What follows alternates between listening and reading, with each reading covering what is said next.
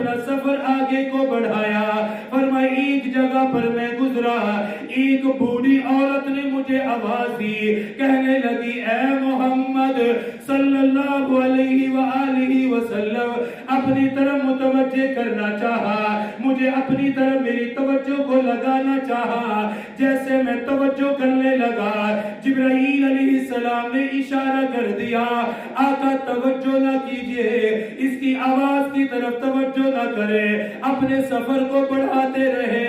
فرمایا میں آگے کو بڑھتا رہا. تھوڑی سی دیر کے بعد ایک بوڑھے آدمی کے قریب سے گزر ہوا, اس نے بھی مجھے آواز دی, اپنی طرف بلانا چاہا, اپنی طرف متوجہ کرنا چاہا. نبوت کی نگاہیں بوڑھے آدمی کی طرف اٹھنے لگی. جبرائیل نے عرض کی آقا اس کی طرف بھی نہ دیکھیں, اس کی طرف بھی توجہ نہ کرے, آگے کو بڑھتے جائیے.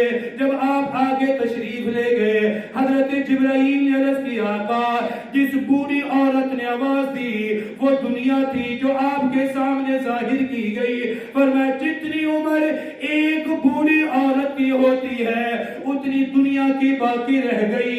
القریب دنیا فنا ہو جائے گی, قیامت بالکل قریب ہے, القریب دنیا کے اختتام ہو جائے گا.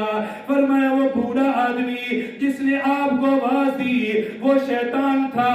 دونوں کا مقصد آپ کو آپ کے سفر سے ہٹانا تھا, آپ کو اپنی طرف متوجہ کرنا تھا.